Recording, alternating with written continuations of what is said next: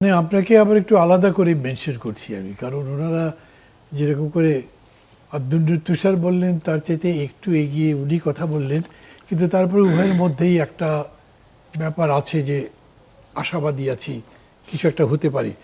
কিন্তু আপনারা বা আপনি যে দলে আছেন, তারা যে জোটে আছে, তারা ইতিমধ্যে রাস্তায় চলে গেছেন এবং এমন এমন কথা উচ্চারণ করেছেন আপনাদের শহীদ দলদের মধ্যে, পালাবার জায়গা পাবে না।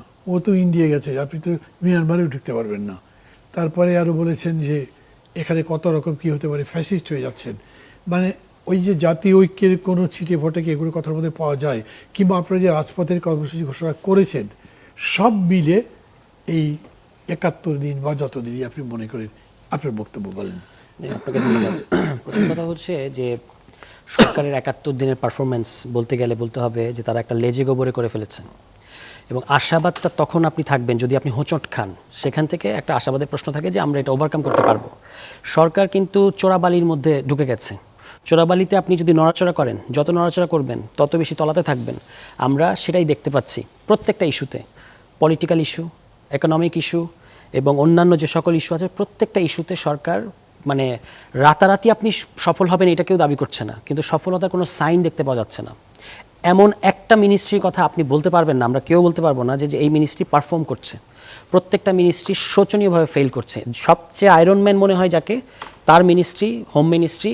এই যে এখানে একটু আগে নিউ মার্কেটে মানে ঢাকা ইউনিভার্সিটি হলের পাশে ওপেন ফায়ার করে গুলি করা হয়েছে, এবং এই মার্চ মাসে গত 2 বছরে মার্চের তুলনায় 28% হত্যাকাণ্ড বেড়ে গেছে। তাদের দলের নেতারা কুষ্টিয়ার ফিলিপনগরে, ছাত্র দল, স্বেচ্ছাসেবক দল, বিএনপির লোকজন কুষ্টিয়ার ফিলিপনগরে একজন মানে যেটাকে মব বলা হয়েছে এতদিন, সেরকম একটা মব করে একজনকে হত্যা করেছে এবং ওই আস্তানা লুটপাট করেছে, কিন্তু তাদের কারো নাম এজাহারে আসে নাই, বরং রাজনৈতিকভাবে অন্য দলের নেতাদেরকে ফাঁসানোর একটা চেষ্টা করা হয়েছে। এই সমস্ত ব্যাপারে আপনি যদি স্বরাষ্ট্রমন্ত্রীর রিয়াকশন খেয়াল করেন, গতকালকে উনি বলেছেন আমরা মানে খুব লাইটলি, মানে এটা যেন কিছুই না, আমরা এমন একটা পুলিশ পেয়েছি, এখনও যে চলাফেরা করা যাচ্ছে এটাই তো বেশি, শুকর করেন না কেন। ওনার অ্যাপ্রোচটা এরকম ছিল। এর বাইরে যেগুলো আশরাফ কায়সার ভাই বলেছেন সেগুলো গুরুত্বপূর্ণ। অর্ডিন্যান্সগুলো যেগুলো অলরেডি বাতিল করে দিয়েছে, এবং আপনি গণভোট এবং জুলাই সনদের ব্যাপারে পরে আসি, এখানে তো বিএনপি কতগুলো টেকনিক্যাল ইস্যুকে সামনে এনে একটা মানে বোঝাচ্ছে যে তারা এই মুহূর্তে সবচেয়ে বেশি পদ্ধতি মেনে চলে।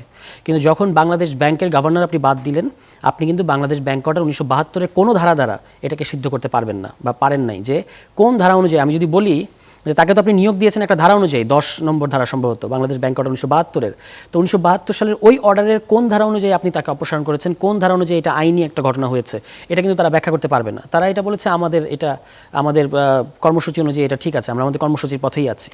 আচ্ছা, কিন্তু যেগুলো অলরেডি তারা বাতিল করে দিয়েছে অর্ডিন্যান্স, 133টার মধ্যে 20টা অর্ডিন্যান্স 2 প্রক্রিয়া বাতিল করেছে। একটা হলো ল্যাপস করেছে, আরেকটা হচ্ছে সংসদে বিল আকারে উত্থাপনের মধ্যে দিয়ে বাতিল করেছে, এবং তারা বলার চেষ্টা করেছে আমরা এগুলো পরবর্তীতে নিয়ে আসবো। এটা অ্যাবসলিউটলি ব্লাফ, মানে জনগণকে মিথ্যা প্রতারণার আশ্রয় নেয়া। কেন? কারণ আমরা তাদের সংসদীয় রিপোর্টে তারা কী ধরনের আপত্তি প্রকাশ করেছে অধ্যাদেশগুলো বাস্তবায়ন না করার জন্য, সেটা কিন্তু আমরা দেখেছি। সেখানে তারা বিচার বিভাগের স্বাধীনতার বেলায় এখন বলছেন যে সুপার স্বাধীনতার তো দরকার নাই। মানে উনি বলছেন যে আপনি বিচার করবেন সেক্ষেত্রে স্বাধীন, কিন্তু অ্যাপয়েন্টমেন্টসগুলো স্বাধীন হবে এটা তো কোনো কথা না। মানে অ্যাপয়েন্টমেন্ট থাকবে আপনার হাতে, কিন্তু আমি স্বাধীনভাবে বিচার রায় দিতে পারবো, আমার ঘাড়ে এতটাই মাথা, ঠিক আছে।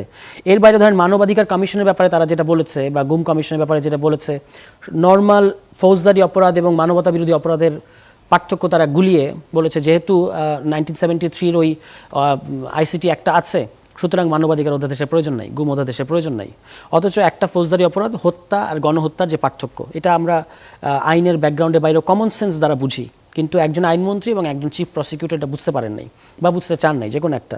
তো এর বাইরে আপনি ধরেন বিসিবির কথা যদি আসেন, মানে আমরা যারা পলিটিক্স নিয়ে সারাক্ষণ চিন্তা করি, যারা অ্যাক্টিভিস্ট, তারা হয়তো জুলাই সনদ, গণভোট এগুলোর মধ্যে থাকি, কিন্তু বাংলাদেশে কোটি কোটি জেনজি তো ক্রিকেটের মধ্যে থাকে।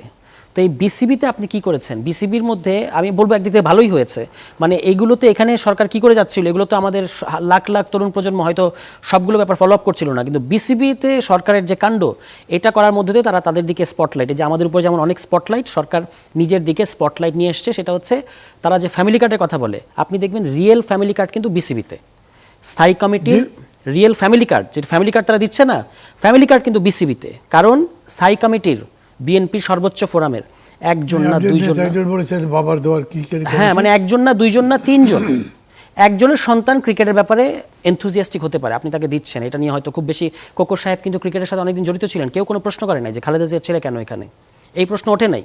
কিন্তু এখন আপনি বোঝা যাচ্ছে যে স্থায়ী কমিটির 3 জনের মধ্যে প্রতিযোগিতা, 3 জনের সন্তানই ওখানে থাকতে হবে এবং 3 হেভিওয়েট নেতার, একজন অর্থমন্ত্রী, একজন স্বরাষ্ট্রমন্ত্রী, আরেকজন হচ্ছেন প্রধানমন্ত্রীর উপদেষ্টা, মানে মন্ত্রী পদমর্যাদা উপদেষ্টা, এবং ঢাকার অন্যতম প্রভাবশালী নেতা মির্জা আব্বাস সাহেবের এই 3 জনের সন্তানকে আপনি ওখানে বসিয়েছেন। শুধু সেটা না, এটা ফ্যামিলি কার্ড না, এটা দলীয় কার্ড হয়েছে। আজকে ওখানে ফাইন্যান্স কমিটিতে ঢোকানো হয়েছে এক ছাত্রদল নেতাকে, ববি হাজারের স্ত্রীকে, অর্থাৎ এটা পুরোপুরি ফ্যামিলি কার্ডটা। কিন্তু আমি বারবার বলেছি যে বিসিবিতে হলো রিয়েল ফ্যামিলি কার্ড, এবং বিসিবি দেখলে আপনি বুঝতে পারবেন বিএনপি রাষ্ট্র দর্শন, যে তারা সব জায়গায় ভাইয়ার কাছের লোকজনই সব জায়গায় বসবে, এটাই কিন্তু তারা করছে। ফলে সব কিছু মিলিয়ে মানে আমাদের পুরো, আমি বলবো যে স্লেটের মতো যেটুকু লেখা ছিল, আপনি তো একটা হিস্ট্রি টেনে এসছেন, সেখানে কিছু আপনি মানবেন, কিছু মানবেন না, এটুকু হয়। যখন আপনি একটা খসড়া পাণ্ডুলিপি লেখেন, তখন কিন্তু এডিটর কি করে, ওখানে কিছু সংশোধনী করে, কিন্তু পুরোটা কি সে মুছে দেয়?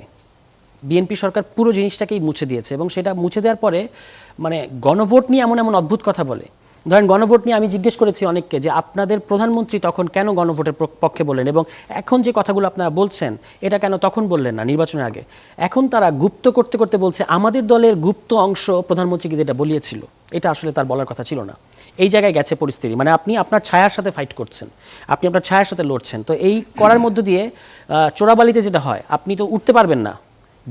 আমি জানি না যে তাদের এখান থেকে এক্সিটটা কি, কারণ তারা নড়াচড়া করলে আরও তলাতে থাকবে, এবং শুধু তারা তো তলায় গেলে আমার কোনো সমস্যা ছিল না, তো তারা নেশনকে নিয়ে তলাচ্ছে।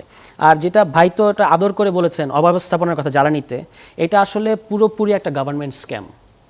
মানে যখন আপনার বিশ্ববাজারে তেলের দাম বেড়েছে, তখন আপনি এখানে প্রাইস স্টেবল রেখেছেন, এবং এটা আসলে ইনসেন্টিভ দিয়েছে যারা চোরা কারবারি করে, যে বিশ্ববাজারের চেয়ে কম দামে এবং দেশের বাজারের চেয়ে বেশি দামে আমি তেল বিক্রি করবো, এবং সেটাই হয়েছে, কালোবাজারে বিক্রি হয়েছে এবং মজুত করা হয়েছে। সেই মজুত করা তেলগুলো এখন বাড়তি দামে বিক্রি হবে, আবার 1.5 মাস তো কালোবাজারে এগুলো বিক্রি হয়েছে। ফলে পুরো জিনিসটাই আপনি খুব ভালো করেই জানেন যে এগুলো কারা করতে পারে, এই মানে চোরা কারবারিগুলো বা মজুদগুলো কারা করতে পারে? পলিটিক্যাল সিন্ডিকেটের লোকেরাই করে, প্রশাসনে আশ্রয় পাওয়া লোকেরাই করে। ফলে এখান থেকেও তারা হাজার হাজার কোটি টাকা কিন্তু এই 1.5 মাস অনেক গুরুত্বপূর্ণ কথাবার্তা বলেছেন।